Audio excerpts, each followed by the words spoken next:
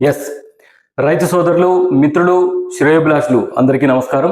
ఇక్కడ గమనిస్తే scale insect పొలుసు పురుగు, దీన్ని తెల్ల పొలుసు పురుగు అంటారు. మనం రాసిన సిట్రస్ మెటీరియల్లో ప్రోటోకాల్ 25 పేజ్ నెంబర్ 44లో పొలుసు పురుగు గురించి మొత్తం నీట్గా ఉంటుంది, డిస్క్రిప్షన్ అంతా ఉంటుంది. సో ఈరోజు నేను సిట్రస్ మారథాన్ క్లాస్లో పొలుసు పురుగు గురించి చాలా చెప్పాలనుకున్నాను. టైం లేకపోవడం వల్ల చెప్పలేకపోయాను. ఈరోజు మనకు అవకాశం వచ్చింది, ఎందుకంటే ఈ డిజిటల్ క్లాస్లో మనం ఎంతైనా చెప్పుకోవచ్చు. ఎస్, పొలుసు పురుగు కొత్తది. చాలా మంది రైతు సోదరులు నాకు వాట్సాప్లో పెడుతూ ఉంటారు, పేపర్ క్లిప్పింగ్స్ ఉంటాయి, పొలుసు పురుగు కొత్తది, ఏలియన్, అది ఇదని పెడుతుంటారు. ఒకసారి జాగ్రత్తగా గమనించండి. ఇది గ్రహాంతర జాతులు అంటున్నారు, అంటే నాన్ నేటివ్, ఎగ్జోటిక్, ఎక్కడి నుంచో వచ్చింది అంటున్నారు. ఒకసారి జాగ్రత్తగా గమనించండి సార్. మనం ఇండియాలో ఉన్నాము, మనం ఏం చేస్తున్నాం సార్? ఇండియా ట్రేడ్ చేస్తుందా లేదా?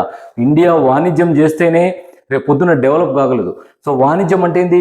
వివిధ కంట్రీస్తో చేయాలి, అన్ని రకాల దేశాలతో చేయాలి. వాణిజ్యం అంటే అన్ని రకాల దేశాలతో చేయాలంటే ఇచ్చి పుచ్చుకోవాలి. ఇచ్చి పుచ్చుకునే క్రమంలో ఏ దేశంలో ఉండే డిసీజ్ అయినా మన దేశానికి వస్తుంది, అది సహజం. అది యూనివర్సల్ అంటే ఏంటి సార్? మొత్తము ఒక చోట ఉండేటివి మొత్తం తిరుగుతాయి. అట్లాంటప్పుడు ఖచ్చితంగా ఒక దేశంలోది ఒక దేశంకు కంపల్సరీ వస్తుంది. దాన్ని మనం భూతత్వంలో పెట్టి చూడనవసరం లేదు. దానికి సంబంధించిన నివారణ మార్గాలు మనము రెడీగా పెట్టుకుంటే, అంటే మన దగ్గర అస్త్రాలు రెడీగా ఉంటే అది వచ్చేది ఎంతటైనా దాన్ని ఈజీగా నివారించవచ్చు. ఒకసారి జాగ్రత్తగా గమనించండి. దెన్ నెక్స్ట్ చూడండి. ఎస్, కొన్ని వందల సంవత్సరాల కింద చార్లెస్ డార్విన్, మంచి శాస్త్రవేత్త, ఇండిపెండెంట్ సైంటిస్ట్, ఈయన చూడండి థియరీ ఆఫ్ ఎవల్యూషన్. మనం ఇప్పుడు చేసే ప్రతి ఒక్క పనికి చార్లెస్ డార్విన్ రాసిన థియరీస్ కారణం. మరి అప్పుడు అంత టెక్నాలజీ ఏం లేవు, మరి ఆయన అప్పుడే ఎట్లా రాసినాడు ఇవన్నీ? చూడండి, sir Charles Darwin theory of evolution రాశారు. ఇక్కడ మనం చూస్తే species change over time. Yes, species change over time. జీవులు అనేటివి కాలక్రమేణా మార్పు చెందుతాయి. ప్రతి జీవించి ఉన్న జీవి కాలక్రమేణా మార్పు చెందుతుంది. ఇది ప్రకృతిలో జరిగే సహజం. ఈ విధంగా మార్పు జరుగుతుంది. ఖచ్చితంగా మార్పు అనేది ఉండాలి. ఇక్కడ చూడండి, ఎందుకు ఉండాలి? స్ట్రగుల్ ఫర్ ఎగ్జిస్టెన్స్, మనుగడ కోసం పోరాటం. మార్పు జరగాలి కంపల్సరీ. నువ్వు ఒకే చోట, నేను ఒకే చోట ఉండాలంటే ఒకే చోట నీకు సోర్స్ దొరకవు. You must go out side. Compulsory బయటికి పోవాల్సిందే. బయటికి పోవాలంటే రూపాంతరం చెందాలి. అంటే నీ పాత అలవాట్లన్నీ మార్చుకోవాలి, నీ పాత హ్యాబిట్లు మార్చుకోవాలి. సో అప్పటికే నువ్వు బయటికి పోయి కొత్త అలవాట్లతో కొత్త జీవితం ప్రారంభిస్తావు. సో ఇంతే, సేమ్. జస్ట్ చూడండి, అడాప్టేషన్ అంటే ఏంటి సార్? మన లోకల్లో మనకు సంబంధించిన, మనం బ్రతకడానికి సరైన అవకాశం లేనప్పుడు మళ్ళీ ఖచ్చితంగా మనం బయటికి వెళ్ళి బ్రతకడానికి ట్రై చేస్తాం. అడాప్టేషన్స్. ఓకే, ప్రతికూల వాతావరణాలు ఎదుర్కోవడం. ఓకే, దీన్ని చూడండి, మ్యూటేషన్స్, జెనెటిక్ వేరియేషన్స్. కాలక్రమేణా మన శరీరంలోని జన్యువులు కావచ్చు, ఇన్సెక్ట్లోని జన్యువులు కావచ్చు, ఏ జీవిలోని జన్యువులు కావచ్చు, కాలక్రమేణా మార్పు చెందుతాయి. ఇది సైన్స్. దీన్ని ఎవరు నమ్మినా నమ్మకున్న సైన్స్ తన పని తను చేసుకొని పోతుంది. ఒక జీవి శరీరంలోని జన్యువులు మార్పు చెందుతాయి కాలక్రమేణా, మ్యూటేషన్స్ జరుగుతాయి కంపల్సరీ. అవును, స్కేల్ ఇన్సెక్ట్ ఒకప్పుడు స్కేల్ ఇన్సెక్ట్ నార్మల్గా ఉండింది. చీని బత్తాయి మొక్కలకు, నిమ్మజాతి మొక్కలకు అంత ప్రాణాంతకం కాదు. ఇది అన్ని రకాల మొక్కల మీద దాడి చేస్తుంది. ఎక్కువగా చీని బత్తాయి మొక్కలు చనిపోతున్నాయి. ఇప్పుడు ఏమైంది? అది మార్పు చెందింది, మ్యూటేషన్స్ జరిగాయి, ఇంకా బలంగా తయారైంది. ఎందుకు బలంగా తయారైందంటే మనం విపరీతంగా పురుగు మందులు విపరీతమైన పురుగు మందులు వాడుతున్నాము, విపరీతమైన ఎరువులు వాడుతున్నాము. వాటి వల్ల రెసిస్టెన్స్ పవర్ పెరిగింది, వాటికి ఫీల్డ్ రెసిస్టెన్స్ పవర్ పెరిగింది. వాతావరణ మార్పులు, high temperature, low temperature, cool climate, rains, struggle for existence, అది కూడా మనుగడ సాగించాలి కదా. సో అది కూడా బలంగా తయారైంది. సో అట్లాంటప్పుడు అది కొత్తది ఎట్లవుతుంది? అది మార్పు చెందింది. స్కేల్ ఇన్సెక్ట్ కొత్తది కాదు, మార్పు చెందింది. ఒకసారి జాగ్రత్తగా గమనించండి. ఎందుకు దీన్ని ఇంతగా నేను చెప్తున్నానంటే, ప్రతి ఒక్కటి కాలక్రమేణా మార్పు చెందుతాయి. చెప్పలేము. రేపు పొద్దున ఈ హోపర్స్ ఉన్నాయి, మిడతలు ఉన్నాయి, ఇవే కాలక్రమేణా మార్పు చెంది జైగాంటిక్ పర్సనాలిటీగా తయారయ్యాయి అనుకోండి. జైగాంటిక్ పర్సనాలిటీ అంటే విపరీతంగా పెద్దగా తయారవుతాయి. పెద్దగా తయారైతే అడవులు చాలవు. అడవులు సరిపోక మొత్తము జనాల మీద ఇండ్ల మీద పడి దాడి చేయొచ్చు, చెప్పలేము, అది జరగచ్చు. ఎందుకంటే సైన్స్లో ఏదైనా సాధ్యమే. సో కాబట్టి నేనేం చెప్తున్నానంటే కాలక్రమేణా ప్రతి ఒక్క జీవిలో జెనెటికల్ వేరియేషన్ జరుగుతుంది. వాటి యొక్క బలాన్ని పుంజుకుంటాయి. ఎందుకు? ఇది మనుగడ కోసం పోరాటంలో ఒక భాగం కాబట్టి. ఎస్, ఈ పొలుసు పురుగు ఏం చేస్తుందంటే, జాగ్రత్తగా గమనించండి, పొలుసు పురుగు ఏం చేస్తుందంటే తన ముఖ భాగాలను, మొక్క శరీర భాగాలలోని బెరడు, పత్రాలు, కాయలు, కొమ్మలు, వీటన్నిటిలో ఎక్కడైనా అటాక్ చేస్తుంది. పొలుసు పురుగు మొదట ప్రధాన కాండం దగ్గర స్టార్ట్ అయితే అక్కడి నుంచి కొమ్మలు, పత్రాలు, కాయలు మొత్తం అంతా ఆక్రమిస్తుంది. ఇది రసం పీల్చుతుంది.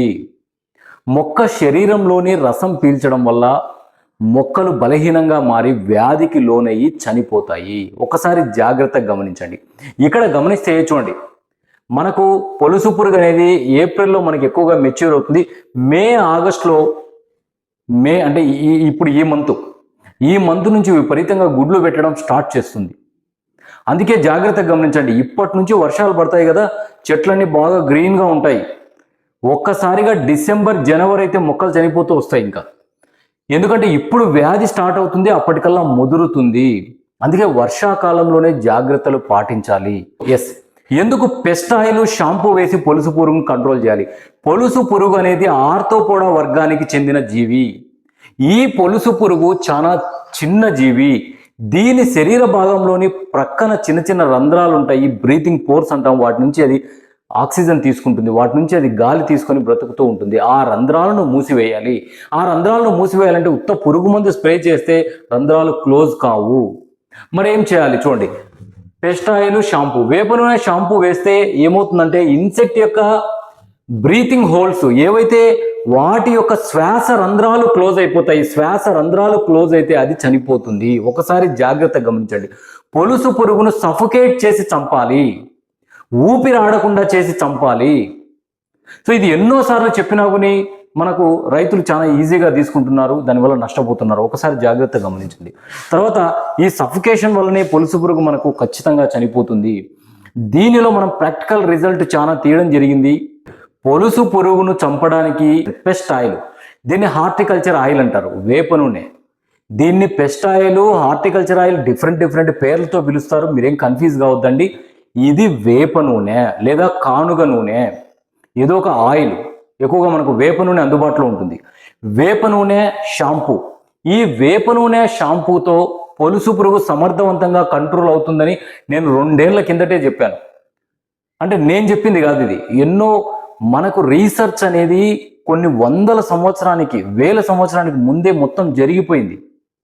పెద్ద పెద్ద మహాశాస్త్రవేత్తలు ప్రతి ఒక్క దాని గురించి విశదీకరించి మనకు పుస్తక రూపంలో, యూనివర్సిటీలలో థీసిస్ రూపంలో పెట్టారు. ఇప్పుడేమి మనమేం కొత్తగా బయటికి చెప్పడం లేదు. రీసెర్చ్ అంటే ఒక కనుగొన్న అంశాన్ని మళ్ళీ మనం దాన్ని పరిశీలించి మళ్ళీ మనం కొత్తగా చెప్పుకుంటున్నాం అంతే. అక్కడ ఎస్, వీటన్నిటి గురించి యూనివర్సిటీలలో ఎన్నో థీసిస్లు ఉన్నాయి. ఫర్ ఎగ్జాంపుల్ ఎన్నో థీసిస్లు, ప్రతి ఒక్క సైంటిస్ట్కి సంబంధించి కొన్ని బుక్స్ రాసింటాడు, అతని నాలెడ్జి ఉపయోగించి బుక్స్ రాసింటాడు. ఆ బుక్స్ అన్నీ యూనివర్సిటీలలో ఉన్నాయి.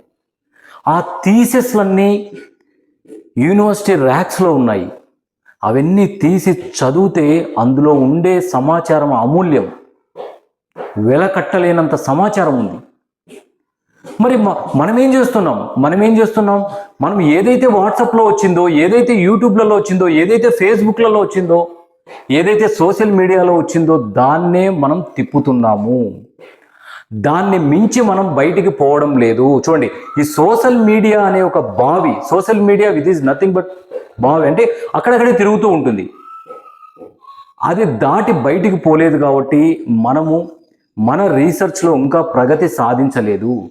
ఎప్పుడైతే పుస్తకాలలో ఎంతోమంది మహానుభావులు రాసిన, శాస్త్రవేత్తలు రాసిన, వారి పరిజ్ఞానం, వారి జ్ఞానాన్ని అంతా పొందుపరిచిన దాన్ని మనం మళ్ళీ తీసుకొచ్చి రీసెర్చ్ చేస్తామో అప్పుడే అది 10 మందికి ఉపయోగపడుతుంది. ప్రజెంట్ నేను చేసేది అదే.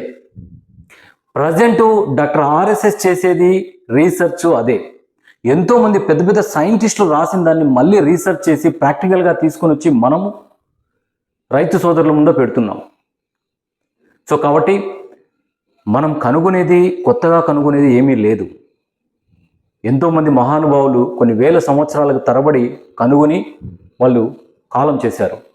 దాన్ని మనము ఒక క్రమ పద్ధతి ప్రకారము మంచిగా ఉపయోగించుకుంటే చాలు. కాబట్టి నేను నెక్స్ట్ క్లాస్లో పొలుసు పురుగు, మన ప్రోటోకాల్లోని పొలుసు పురుగు నివారణ గురించి చెప్పడం జరుగుతుంది. జాగ్రత్తగా గమనించండి.